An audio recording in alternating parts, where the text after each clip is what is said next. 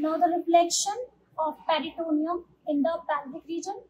So from the anterior abdominal wall, the peritoneum covers the superior surface of the urinary bladder.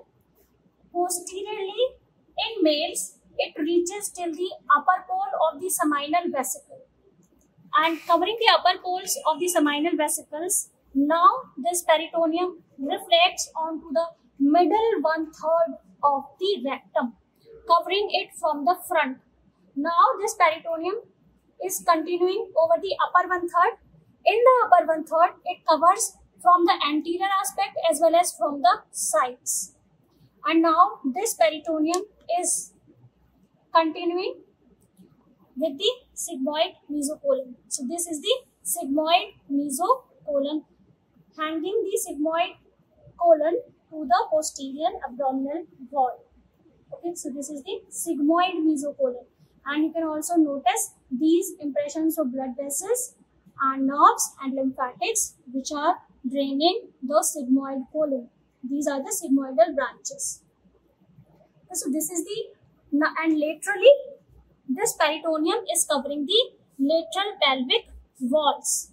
Okay, so there is formation of only one pouch in the pelvic cavity, which is the rectovesical pouch or pouch of Douglas in males.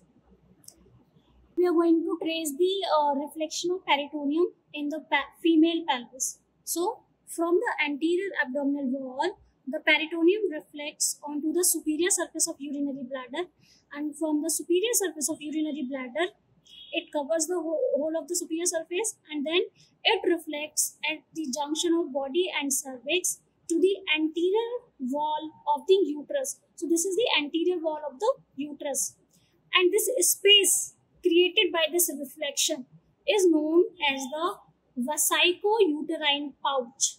Okay, vesico for the urinary bladder and uterine word for uterus. So this space between the urinary bladder and the uterus is the vesico-uterine pouch.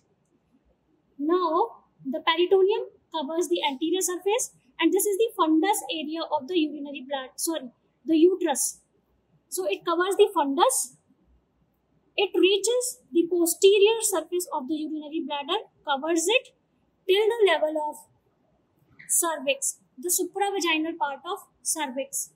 And from that part of cervix, now see my fingers are going deep inside between the posterior wall of uterus and the anterior wall of the rectum. So my fingers are right now in the recto-uterine pouch. Okay, so in females there are two pouches in the pelvis. The anterior one is the vesico-uterine pouch and the posterior one is the recto-uterine pouch or pouch of Douglas. So in females, mostly the fluid collects in this part. In females, this is the deepest part of the peritoneal cavity in supine position. So this is the recto-uterine pouch.